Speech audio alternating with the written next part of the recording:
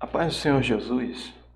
Estamos aqui juntos mais uma vez para meditarmos na palavra do Senhor em mais uma lição da nossa escola bíblica dominical. É muito bom ter a tua companhia. Vamos orar ao Senhor para começar a nossa aula de hoje. Senhor, nosso Deus e Pai, toda honra, louvor e glória seja o teu santo nome. Pedimos nesse momento a instrução do teu Santo Espírito em nossas vidas, ó Pai, direcionando nossos passos, nossa mente, nosso coração, conforme a Tua Palavra. Nos traga, Senhor, esclarecimento a respeito dela e o entendimento para que nossas vidas sejam pautadas por ela, meu Pai, em nome do Senhor Jesus. Amém. Vamos lá então, juntos para mais uma lição. Já estamos na lição número 7 do nosso trimestre, que trata do tema Questões Difíceis do Nosso Tempo. Essas lições são dedicadas exclusivamente à classe dos juvenis, mas nada impede, por ser baseada na palavra de Deus, nada impede que todos nós possamos meditar também a respeito delas, né? Então, a lição de hoje vai tratar sobre as catástrofes naturais. Um tema também muito relevante, porque está intimamente ligado com o retorno de Cristo, né? O nosso versículo da lição está em Mateus capítulo 24, versículo 7, que nos diz que porquanto se levantará nação contra nação e reino contra reino, e haverá fomes e pestes e terremotos em vários lugares. Então, uma advertência aqui a respeito dos tempos dos fins. O objetivo da nossa lição agora se resume a um só, né? E é reconhecer as catástrofes naturais como o princípio das dores predito lá no texto de Mateus, capítulo 24. E é isso que nós vamos ver no decorrer do desenvolvimento dessa lição, né? O interessante é que, é como dito ali no objetivo, é o princípio das dores, né? O princípio. Como leitura bíblica introdutória da nossa lição, o comentarista da revista coloca aqui o próprio capítulo 24 de Mateus, os versículos 7, 8 e 29, que nos diz o seguinte: porquanto se levantará nação contra nação, e reino contra reino, e haverá fomes, e pestes, e terremotos em vários lugares. E aqui eu já faço aqui uma pausa aqui para a gente meditar nos tempos que nós vivemos, na atualidade do mundo inteiro, em que uma peste assola aí a nação, todas as nações, né? Chamada aí de coronavírus, né? Terremotos que até então eram notícias isoladas do Brasil, há bem pouco tempo passaram a acontecer também aqui no nosso país, né? Fome, a fome aí que é um mal da sociedade moderna, né? Em que poucos esbanjam e muitos não têm nem do que se alimentar decentemente e dignamente, né? Isso a gente vê inclusive na realidade do nosso Brasil. Então nós como cristãos devemos estar atentos também à nossa forma de lidar com essa situação. Mas todas essas coisas são um princípio das dores. E aqui novamente eu grifo aqui essa expressão para nos alertar que ao observar tudo isso ocorrendo nos dias de hoje, nós temos que ter em mente que é só o princípio das dores, né? E o que vem depois disso? E logo depois da aflição daqueles dias, o sol escurecerá. Agora imagina a fonte de vida que é o sol se apagando aí, ou lhe sendo negado a produção da luz e do calor aqui na face da Terra. Imagina só a situação da Terra diante disso. A lua não dará a sua luz. É notório, nós todos sabemos, né, que a lua tem uma grande influência sobre o regime das marés, né? Imagina também como ficarão as marés. E as estrelas do céu cairão, e as potências do céu serão abaladas. Olha só quão grandes são esses efeitos que estão relacionados aos princípios das dores, né? Ao tempo do fim. E na sequência, um texto correlato, um evangelho sinótico, um evangelho sobre a mesma ótica, assim como são os 3 primeiros, né? Lucas, capítulo 21, do versículo 10 até o 13. Um texto correlato, né? Então lhes disse: levantar-se-á nação contra nação e reino contra reino, e haverá em vários lugares, olha só, vários lugares, grandes terremotos e fomes e pestilências. Haverá também coisas espantosas e grandes sinais do céu. Mas antes de todas essas coisas, olha só como que eu grifei aqui em vermelho essa parte aqui desse texto em Lucas. Mas antes de todas essas coisas, lançarão mão de vós. Vós, a quem está se referindo aqui o Senhor? Aos seus seguidores, aos discípulos de Cristo, aos cristãos, né? Lançarão mão de vós e vos perseguirão, entregando-vos às sinagogas e às prisões, e conduzindo-vos à presença dos reis e governadores por amor do meu nome. Está sendo conduzido para ser julgado, né? Julgado e condenado. E vos acontecerá isso para testemunho. Então, mais uma vez aqui é reforçada aqui a questão do fim dos tempos, né? O que está previsto, o que está predito a respeito desse tempo.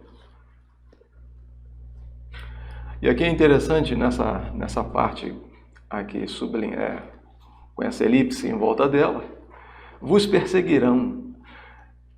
Para o cristão no Brasil, talvez essa expressão não tenha a força que ela merece e que é dita nesse texto aqui, né? A perseguição.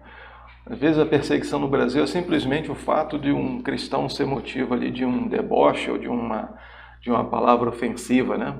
Mas a perseguição na realidade do mundo não é essa, no resto do mundo. Eu trago aqui para nossa compreensão sobre esse fato um extrato aqui do site Portas Abertas. Ali está o endereço para quem tiver a curiosidade de entrar lá e ver esse relato sobre a perseguição da igreja cristã no mundo. E ali numa legenda, no mapa mundi ali, estão ali as perseguições extremas na cor mais laranja escuro, né? A perseguição severa e a perseguição alta. Então nós vemos ali nitidamente na chamada janela 1040 do globo terrestre ali a perseguição dos cristãos. E lá, entrando nessa fonte de informação que é o site Portas Abertas, todos nós podemos tomar conhecimento de fatos narrados ali, de verdadeiras perseguições que ocorrem no mundo afora, que não se limitam somente ao cristão ser ofendido verbalmente, né? Essa perseguição chega a via de fato. Então, que possamos abrir os olhos para a realidade do mundo e saber que antes daqueles fatos ali que estão envolvidos com as catástrofes naturais, acontecerão também essas perseguições. Que o nome do Senhor seja honrado e glorificado. A título de introdução aqui eu trago então que Jesus apresenta o relacionamento das catástrofes naturais com o fim dos tempos. E isso ele apresenta no momento que ele está respondendo um questionamento dos seus discípulos. Esse fato ocorreu lá no Monte das Oliveiras, quando os discípulos então questionaram a Cristo dessa forma: quando acontecerão essas coisas? E qual sinal haverá da tua vinda e do fim dos tempos? Mateus 24, versículo 3, parte B. Interessante que no início desse capítulo nós vemos a Cristo saindo do templo com os seus discípulos, e os discípulos então começam a mostrar a beleza da estrutura do templo para Cristo. E Cristo adverte então os seus discípulos dizendo: veja aqui, porém eu vos digo, não ficará aqui pedra sobre pedra, né?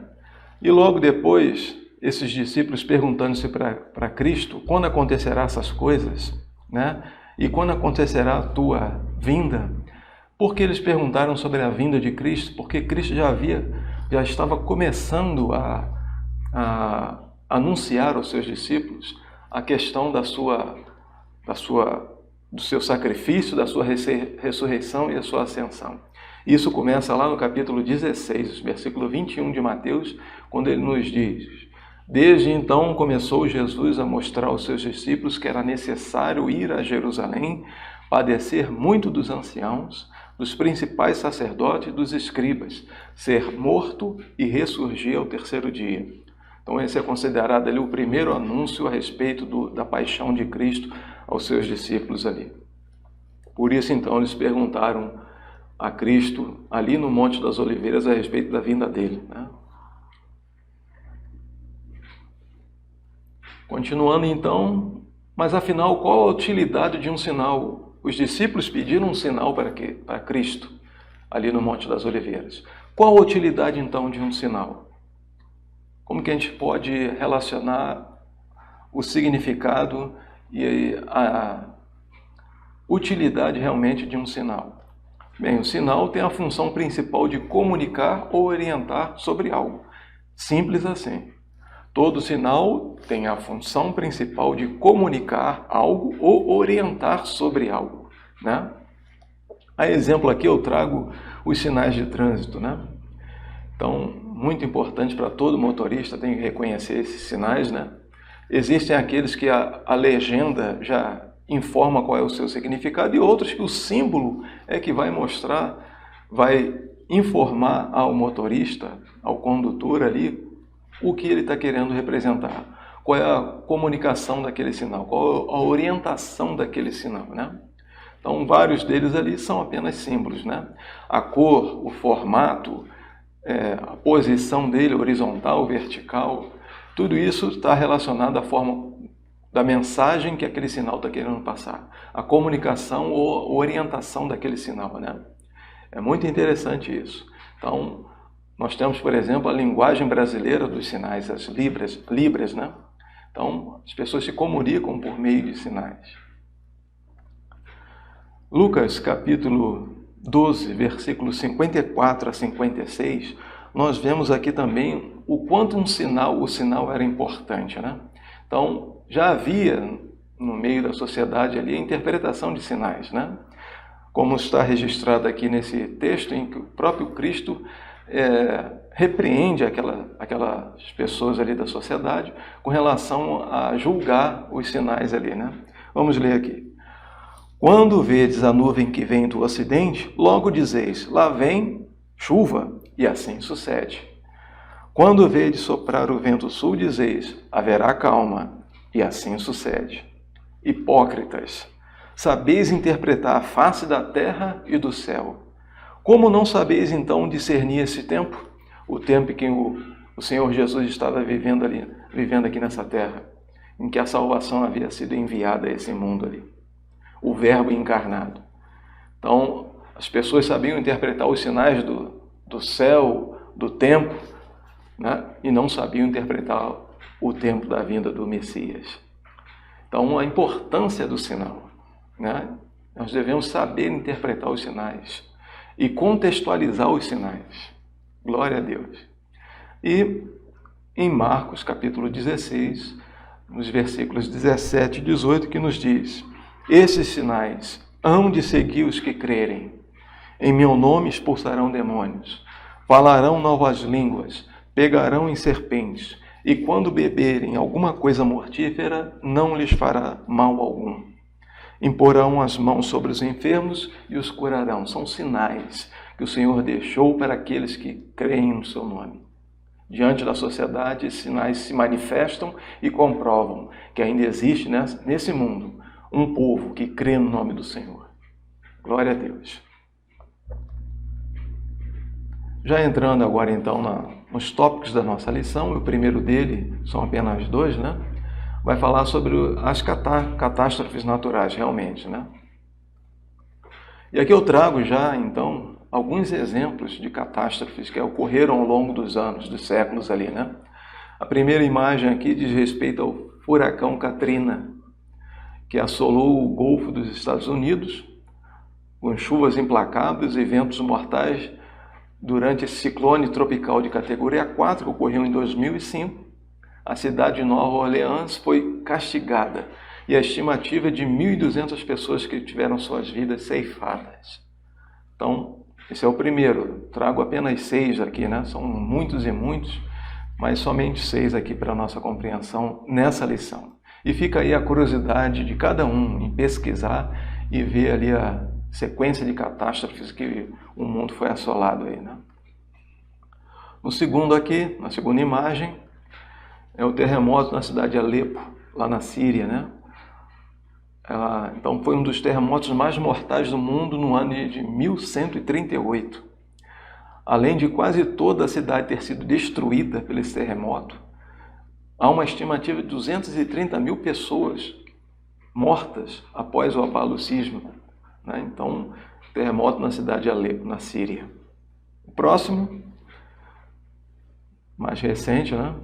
2004, um tsunami na Indonésia. A imagem todo mundo sabe. Esse fato todo mundo lembra, né? Dos nascidos, né?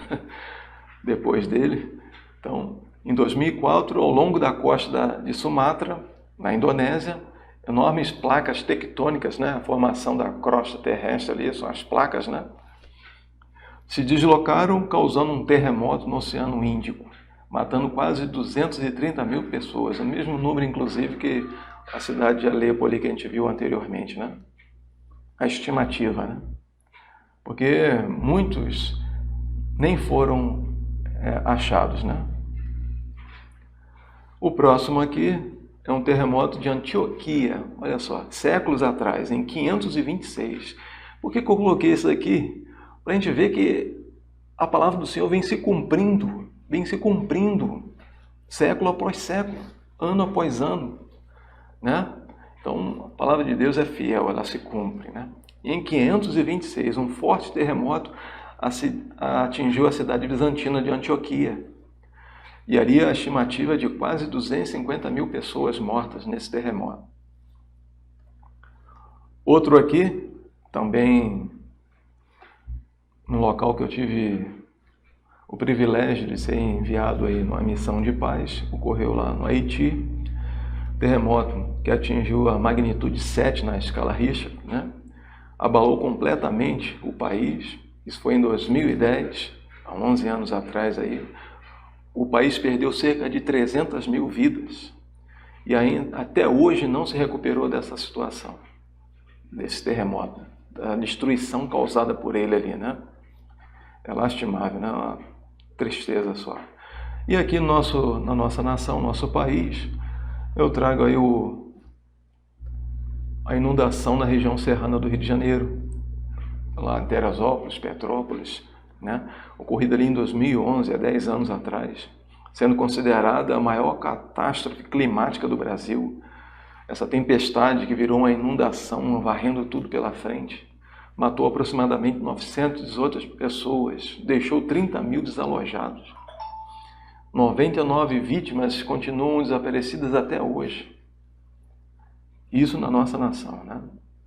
Então, são exemplos aqui de outros, muitos e muitos, que poderiam ter sido relacionados aqui. Que Deus tenha misericórdia de nós, né? Ainda nesse primeiro item, sabemos que esses fenômenos naturais são sinais do fim, mas também reconhecemos a degradação da criação causada pelo homem. Então, a degradação da natureza, ela é patente aos nossos olhos aqui, causada pela ganância do homem, né? Então, além dos sinais que isso é predito na palavra de Deus, desses fenômenos naturais serem sinais, manifestando à sociedade a proximidade do fim, isso também manifesta que o pecado ainda graça no coração do ser humano de forma tal que a ganância lhe cega os olhos para saber que ele está destruindo o seu próprio sistema em que ele está envolvido ali, né? Em Gênesis capítulo 1, versículo 26, a parte B e 29, nós vemos ali a perfeição da criação de Deus e como Deus atribuiu o domínio do homem sobre os animais e toda a terra, né? E o fruto da terra servindo de mantimento para aquele homem, mantimento, não servindo para a ganância do ser humano, né? Então, a perfeição da criação de Deus e aquilo que Ele atribuiu ao domínio do homem, para zelar e cuidar. Tudo estava em perfeito equilíbrio, como são as coisas de Deus, são perfeitas, né? Até a entrada do pecado. Quando entrou o pecado na humanidade, todos sofreram as consequências. Não somente os dois pecadores, Adão e Eva, mas toda a criação sofreu essa consequência. Nós vemos ali no livro de Gênesis o relato daquilo que aconteceu com os animais, com a terra em si, né? Com toda a terra. Então, são efeitos da entrada do pecado na humanidade. Isso é o que está registrado em Romanos, capítulo 8, versículo 22, da palavra do Senhor. Sabemos que toda a criação geme, como se estivesse com dores de parto até agora. Toda a criação geme com a degradação que ela sofre. Toda a criação. Né? Todos os fatores relacionados ali à degradação, eles impõem dores de parto a toda a criação. Olha a comparação, dores de parto, né? Deve ser terrível. Deve ser, né? Graças a Deus eu não vou experimentar. O que você sentiria se algo que você criou com todo amor e cuidado fosse desconsiderado e destruído continuamente por aqueles que deveriam cuidar dele? Qual seria a sua reação diante disso? Como você se sentiria diante de uma situação dessa? É lógico que eu estou falando aqui da criação de Deus, né? Aquilo que Ele fez com todo amor e cuidado, nos mínimos detalhes.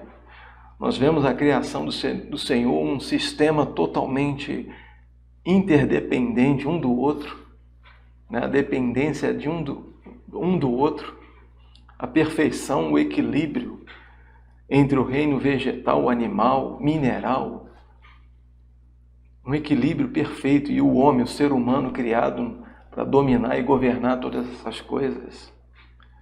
O que você sentiria nessa situação, em vendo aquele que deveria cuidar e zelar, destruir e desconsiderar o valor daquilo que lhe foi entregue?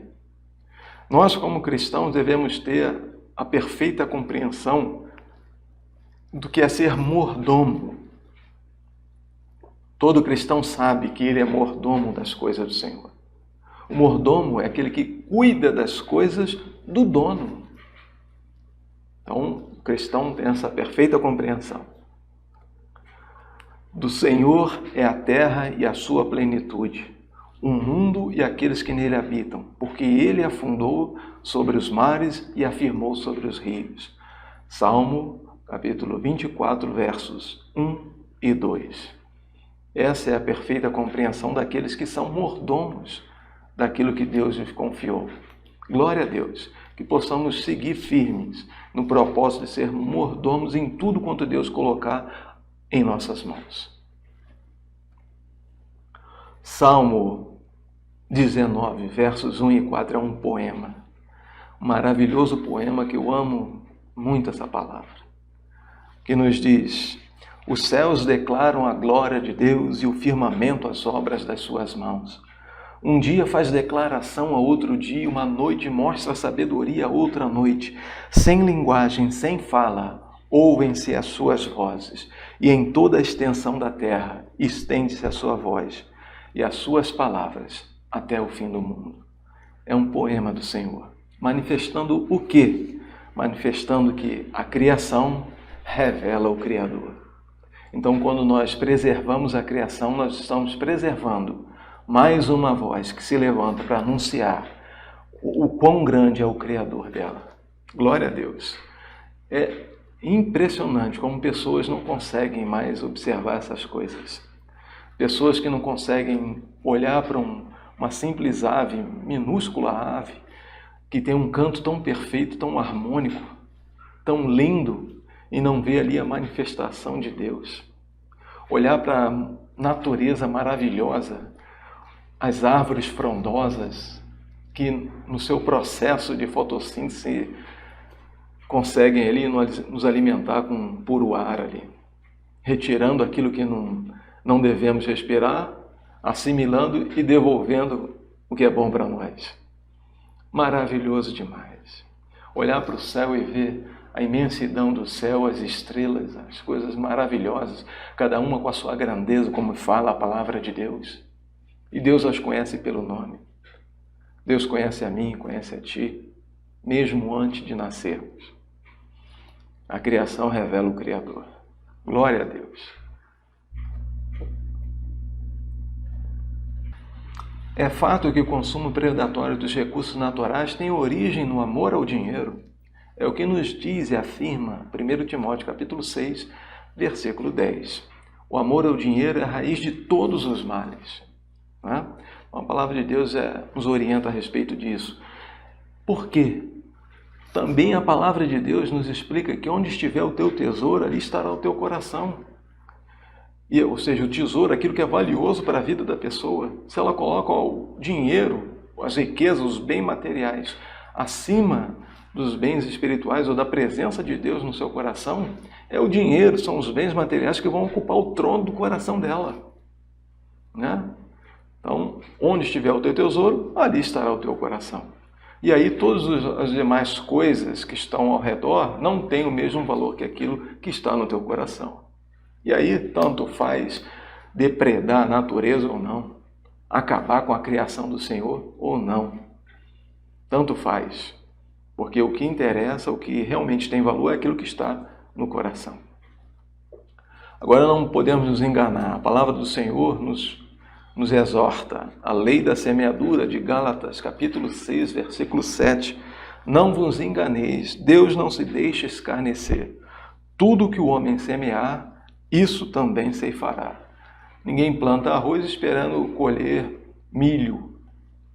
O que o homem semear, ele vai plantar, ele vai colher, vai ceifar. Glória a Deus por isso, a lei da semeadura. Os efeitos danosos dessa prática não recaem somente sobre aqueles que as praticam. Infelizmente, isso é uma verdade, né? Mas sobre todos nós. Quando um país não tem a noção sobre a questão dos efeitos, do efeito estufa, da camada de ozônio, da emissão de poluentes no ar, quando ele produz em excesso esses poluentes, isso não fica restrito sobre o país, sobre a atmosfera acima daquele país. Isso é espalhado por todo o globo, né? E todos nós sentimos o efeito disso. Todos nós. Por isso que o cristão tem que buscar principalmente a questão espiritual na sua vida. Porque ele sabe que, independente daquilo que aconteça, vamos trazer aqui um exemplo aqui, por exemplo. Daquelas catástrofes que eu mencionei aqui, daquelas 6 catástrofes. Vocês acham que em todas elas não morreu nenhum servo do Senhor? Sim, porque a palavra de Deus também nos instrui em Tiago, capítulo 4, versículo 14, que a vida é um vapor, que aparece por um pouco e logo se desvanece. Então, o que nós devemos estar apegados é na vida eterna, né? A nossa alegria, nossa felicidade, assim como daqueles 70 que foram enviados pelo Senhor, ao retornarem alegres porque os espíritos, os demônios se submetiam a eles, porque curavam os enfermos. A instrução de Cristo, a repreensão de Cristo foi: muito mais alegria devem ter em virtude dos seus nomes estarem inscritos no livro da vida. Então, a nossa percepção tem que ser a mesma. A nossa construção aqui nesse mundo tem que ser pautada na nossa vida espiritual, naquilo que nós vamos viver com o Senhor para a eternidade. Sabemos que estamos sujeitos aos efeitos desse consumo predatório aí dos recursos naturais que o ser humano tem praticado por amor ao dinheiro. Sabemos, todos nós sabemos disso. O que nós não podemos nos desviar é do foco, é de estar no rumo, no caminho que é Cristo Jesus. Porque ele padeceu, ele colocou uma coroa de espinho e foi à cruz do Calvário para que eu e você pudéssemos ter uma coroa de glória, uma coroa para a vida eterna. Assim como ele disse à igreja de Esmirna lá em Apocalipse: ser fiel até a morte e dar-te-ei a coroa da vida. Que eu e você possamos estar caminhando em busca dessa coroa, para receber essa coroa. Glória a Deus. Já entrando agora no segundo tópico, e o último, né? O sinal da volta de Cristo. Antes de tudo, precisamos relembrar o seguinte, que essa foi uma promessa do próprio Senhor. O retorno, volta dele, a segunda vinda dele, foi uma promessa do próprio Cristo, né? E dentre os vários textos que nós encontramos na Bíblia, na palavra do Senhor, a respeito dessa promessa, eu trago aqui somente o de Lucas. Somente um para ser resumido aqui na nossa lição, né? Então se verá o Filho do Homem vindo numa nuvem, com poder e grande glória. Essa segunda vinda de Cristo vai ser gloriosa, né? O Rei está voltando. Na primeira, uma manjedoura, nascendo, passando por esse momento como toda a humanidade. Na segunda, como um Rei glorioso, vencedor. Glória a Deus. Apesar de muitas conjecturas serem feitas a respeito desse momento, a segunda vinda de Cristo, o fim dos tempos, inclusive na história, aqui no Brasil, algumas denominações que se levantaram para marcar inclusive esse retorno, e por não se atentarem àquilo que está escrito na palavra de Deus, porque só o Pai conhece esse momento, chafordaram, né? Caíram no descrédito. Apesar de não ter sido revelado o dia e a hora desse retorno, nós temos a certeza que Romanos capítulo 13, versículo 11, nós temos a certeza daquilo que diz esse texto. É hora de despertar do sono, porque a nossa salvação está agora mais perto de nós do que quando aceitamos a fé. Isso é uma certeza gloriosa. Nós caminhamos dia após dia, nos aproximando mais e mais para viver na eternidade com o Senhor. Glória a Deus. Quer seja pelo final da nossa vida aqui nessa terra, quer seja pelo momento do arrebatamento da igreja do Senhor. Glória a Deus.